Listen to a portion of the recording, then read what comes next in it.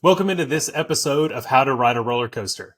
I'm David Ezel, and tonight I'm joined by Catie Harris. Catie is the nurse and CEO of Nursepreneurs.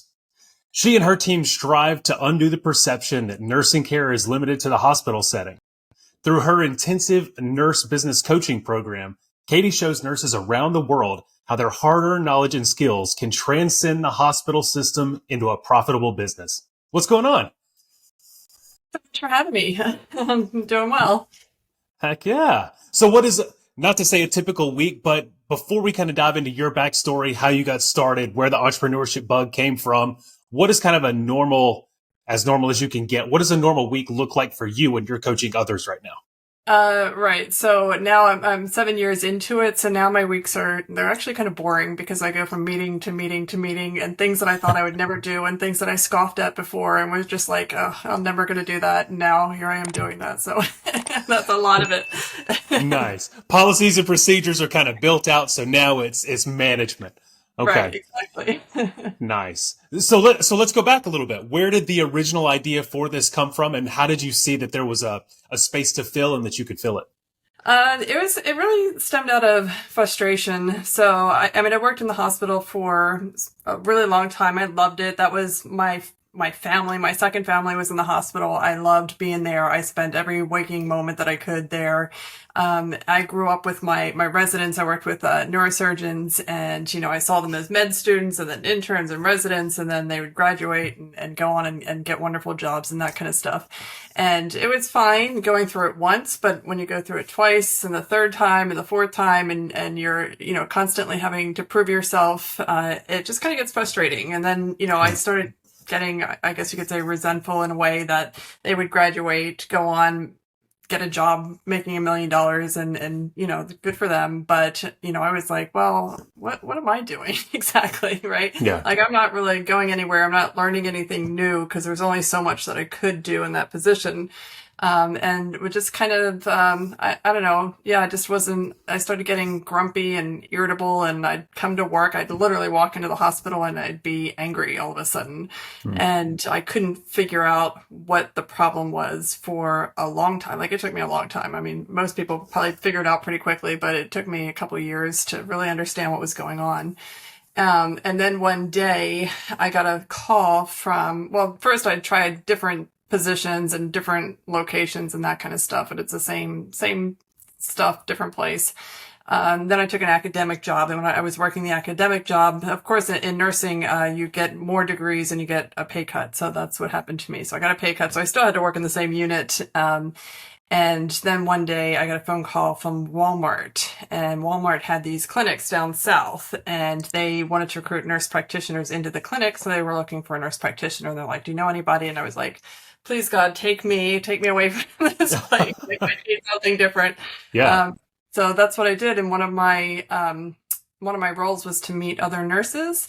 And I met nurses not only just all around the country, but all around the world as well, who were doing really amazing things. And it was at that moment that my kind of bubble popped, and I realized, going from service to service isn't a move. Like, going from a service to owning your own business, or working for the World Health Organization, or running the International Council of Nurses, like that's that could be something different that I could do. So. Gotcha. And so when you did this, I know that you kind of mentioned some of that burnout, especially kind of in those starting days when you kind of come in and I mean, nursing is such an intense, you give everything to it. And did you start to see that just not only within yourself, but within colleagues as well? I mean, did it seem like that was within the nursing system? You just kind of started to see it maybe more than other places? Yeah, and you see it in the kind of attitude, and I used to think this of nurses that had been there for like 20 years, and they're kind of sour, and they'd say apathetic things like, well, that's how we do it here, and there's nothing else we could do. And I'm like, God, what assholes. But then I got to that point where I was saying the same thing, and when looking back, it's because we see a lot of problems when and our job is really to solve the problems for patients, for the hospital, for whatever. But part of the problem is that you keep bringing the same problems up to management over and over and over and over again, and it never gets solved, or they're not interested, or they're too disorganized to solve the problem, or whatever the case may be. So every day becomes putting out the same exact fire that you put out yesterday. And that's where I think you get serious burnout. And then, there's no career trajectory to your role. So you can't go anywhere, you can't do anything, and you can't solve the problem. So you do start saying, well, that's just what happens here. Yeah. Starts to kind of be that, well, we've always done it this way, and you can kind of see yourself just kind of staying within that bubble a bit. And so when was that light bulb moment for Nursepreneurs? So like you've gotten that call from Walmart, you've kind of started to pivot a little bit to a different direction that opens up some new channels. What happened next? Right. So this is around 2014, 2015. And, I'm slightly embarrassed to say I had no idea there was this online world going on. Like, I use the internet, obviously, but I didn't know there were online courses. I didn't know that, you could do online coaching. I thought this was a scam. And actually, I took one of my very first online courses was with Mari Smith, I think she still is, but it was like this massive Facebook guru expert. And something failed when her payment took my payment. It was the first course I bought. It was like $200. It wasn't even a big deal, but and I was like, oh my God, I just got scammed on the internet. She stole money from me. Like, this crazy thing. And it turned out just to be a misunderstanding, not a big deal. But it was like this rabbit hole that I went into that I realized that there were things online that you could learn from. And this was absolutely fascinating to me. And I was, again, embarrassed to say, because I'm about 10 years late to the game at this point. But one of the things that I started looking at was blogs, because again, my role was to recruit nurse practitioners. And I thought, well, how am I going to recruit nurse practitioners? And I was like, well, maybe I'll write a blog. So I started researching how to write a blog. And then it was like amazing to me that you could make money from a blog. And I mean, I'd had the hardest time wrapping my mind around how this money came out of the computer after you write a blog. And so I took this course, and I'm trying to remember his name, but Yarrow had this blog mastermind course. And I took that course, and it was very eye-opening. It literally changed my life, because I went down this very, very, and I'm still going down this deep rabbit hole of online marketing and business. So. Wow. And all of that just from the phone call and everything else that led you down that path. Yeah. And I was going to say, don't beat yourself up about that. I mean, I feel like that's for every reputable and, person that is out there that wants to put a course out there so that they can help people live their dreams or build their passion or whatever the case is. I feel like there are, a small percentage out there that are just looking at how can I take somebody's money. So it's, it's always since then, but And so Nursepreneurs, so that started to kind of take off. And so what is it about entrepreneurship you think that makes nursing so special for something like this? So one of the things that after going down that rabbit hole, I found myself in masterminds and in these circles, and I would listen to people talk about how they were solving this problem and that problem, or they were helping cancer patients, or they're helping people with lupus and multiple sclerosis. And I was like, well, the nurses I know have been working with these patients for 20 years, like. And it's not that they had one friend who had multiple sclerosis and now they're a guru on the subject. They've actually literally have developed entire programs around it. So I thought, the nurses really should be out here, and they already have the basis of entrepreneurship in their blood. Like it's what we do. We find problems, we solve them, we bring people together, we work on a shoestring budget and do what we can. So. Yeah. And I think you touched on so many things right there that are probably maybe not as frequently found in other professions. Like you said, understanding how to get the most and maximize the budget that you have to make it go as far as you can. How to make sure that everybody, when you are dealing with burnout, when you are riding kind of that roller coaster of emotion, just, given a normal week, how do you keep everybody kind of focused on what it is that they have to do, building that teamwork and all that camaraderie? So kind of what does that look like going forward? I mean, so you've kind of started to build that out, but so what does that kind of look like, I guess, in practice? For nurses in practice looking to start a business, or Yeah. So like, let's say that you come across somebody who is interested in, you being their mentor, you and your team. What does that kind of look like? How do they find you? How do you find them? I mean, I know right? it's online marketing and everything else, but do they come to you saying, "Hey, I'm burned out. I'm looking for something else," or is it a little bit different? Yeah, they certainly do now because I've invested a lot in SEO. Another rabbit Yeah. hole. But yeah, so 7 years into this, we're more easily found than when I started this 7 years ago, obviously. But a lot of that was just reaching out and sharing my story. And I shared one of my stories where, I got into this huge argument with one of my attendings. And, the attendings can yell and scream and curse and do anything they want, throw chairs around. But, I yell and scream and curse, and I got sent home when I was suspended for 3 days. And I had to go to anger management classes, which, if anybody who knows me finds it Wow. really hard to believe, because it took me years to get to that point. Like, so I boiled for years and then exploded.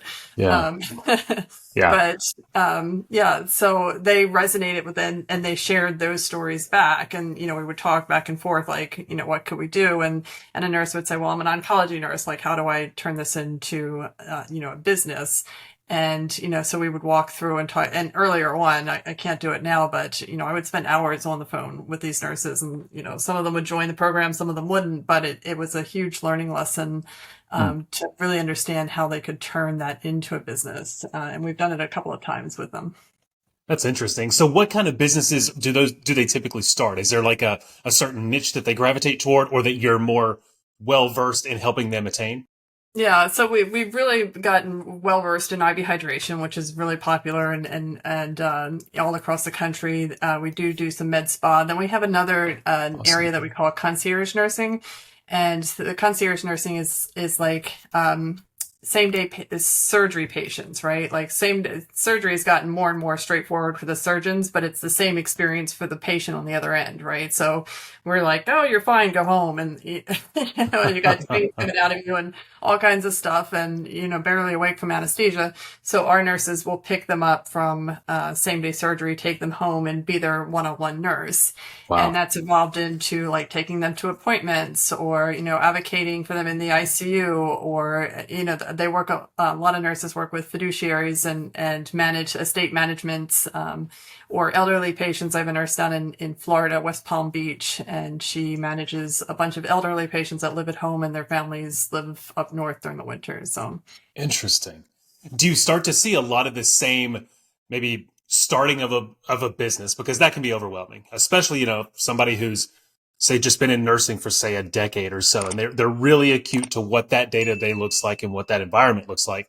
Now switching to maybe starting their own type of thing using that knowledge, do you find that, like, just entrepreneurship and building your own business, does that feel heavy a lot of times, like at the beginning, where you just kind of have to work them through that? yeah, it does, because the nurses are so focused on their expertise and what they know, and validating that they know what they know, because we have a little bit of an inferiority complex. But they are experts in what they know, but what they don't know how to do. And to me, putting the business together is actually the easy part. And we do sell that, but on the back end, it's kind of like the area that we've really focused on in the last 2 years is, okay, now I put the business together. I've got the shingle out. Where are all the clients, and how do I get them to come to me? And a lot of that has to do with, one, your ability to network, and two, your ability to stand up and be seen. And it's also kind of one of those issues that we have in nursing that we like. And I'll just say myself, I like playing the martyr, and woe is me, and I'm doing this for the greater good and stuff. But Yeah. I never had any visibility on me. So when I went into business and people started to look at me, it like freaked me out, and I just want to run away and crawl in a hole. So Yeah. it doesn't do well for your business. Yeah, and that's definitely kind of a hard, just mental switch, because I think a lot of times it's also some of that personality that's innate in some people, where it's just kind of hard to talk about yourself. You don't, because it feels like you said, like the spotlight's on you, people are watching, and it's a lot easier just to power through. This is what we're doing. We're going to get it done because we want to get it done. But you're right. When you jump out and want to start your own thing, you kind of have to. You have to be your own cheerleader for it. You have to be your best salesperson. Yeah. Um, is there anything else? So, like jumping out, entrepreneurship, walking them through how to mentally think about it. Are there any other hurdles that they start to see just because, marketing, sales, running a business, keeping books, all of those types of things are. Yeah, and I would say one of the biggest problems is that most nurses have 3 or 4 jobs, and you can bring this up in any circle of nurses, and they'll all sit there and shake their head. Yep, yep, that's me. But we love to collect jobs, and we don't like to give any of them up. And I was a prime example of that. I would have 4 or 5 jobs at any one time. And, if I wasn't working at this hospital, then I'd work at this hospital. If I wasn't working at this hospital, I had an LNC job or legal nurse consultant, or I was picking up extra shifts here or doing home care there. And, it's just like we're all a bunch of job junkies for some reason. But then they'll come to me and say, oh, I want to start a business. And I'm like, but you have 5 jobs, 3 kids, and, 2 elderly patient care family members that you're taking care of. Like, this doesn't really sit well. So I'm like, the first thing you need to do is give up jobs number 3, 4, and 5, right? And let's carve out some actual time that you can invest in yourself to do this business. Yeah, no, I think that's great, because like you said, you have to be in the right mental mindset and mind frame to really jump off into entrepreneurship, because you're going to have to kind of ride those ups and downs. You're going to have to understand kind of how to deal and just navigate the day to day. But I think that's you're spot on with that, just kind of in the way that you help them manage their time, because if they're burning the candle from end to end, there's no way that they can add something else and be able to give any part of what that business is going to need. Right. Because it is an evolution of yourself, right? And if you don't have time to evolve, then it's not going to happen. Yeah, you're exactly right. So what happens next? So Nursepreneurs is, just blowing and going right now. Where do you see it in the future? I mean, say 5 years, what is your overall vision for what you want it to be? Yeah, I mean, we definitely want to see more nurses in business. So our big vision is 10,000 nurses in 10 years, and maybe even sooner if we can do it. And having them out there and having a nurse like in every community, because the nurses really, nursing care affects patient outcomes, and that seems obvious, but it's something that I think the hospital forgets in a lot of ways. And I think we can have our biggest impact when the outside world and health and wellness and creating health and wellness programs, because prevention is so much better than any treatment that can really give you in the hospital. I mean, of course, if somebody cuts my arm off, I'm going to run to the hospital and get my arm sewn back on. But aside from that, like, I worked neurosurgery for 20 years, and there's not a whole lot we can do after the injury's there. I mean, prevention is the best cure, and that's what I think. That's where we're best, is education, prevention, and helping people. That's great. And so I want to make sure that people also know know all the things about you and everything else. So if there is somebody out there that listens to this and say that they're going through the rounds in nursing, and they like what they hear, they want to be able to maybe explore some of that type of thing, what would you say to that person? Like, what would be the very first thing that you would tell them so that they could start to kind of go down that road with you? One of the first things we always like to talk to our nurses about is identifying what it is that you want. I mean, a lot of people say they want more money, but I mean, even my son says that. I'm like, what are you going to do with money? You can't eat it. You can't sleep with it. Like, it's not the money that you want. What you spend that money to get is what you want. And I don't think a lot of people have thought past the money. I just want money. I want more money, and it doesn't. The money itself is useless unless you have something that you want to use it for. And I think the first step is to identify what it is that you want, alongside of identifying problems that you see in your unit that need to be solved, that people are willing to pay money to get solved, and then having the courage to go after it. Yeah, it's fantastic. Well, Catie, how can people keep up with you? How can they follow everything that you're doing? How can they keep up with Nursepreneur? How can they reach out to you directly? All of those good things so that we can make sure that people can find you. Yeah, we're on Nursepreneurs, and we're all on all the social media channels as Nursepreneurs. And you can schedule a no obligations consult anytime, and we can talk through what you want, what problems you're seeing, and what the best route is for you. That's fabulous. Well, thank you so much for your time. This has been great. Thanks for watching. Be sure to like the video and comment. I love to interact. And as always, be sure to subscribe to the channel.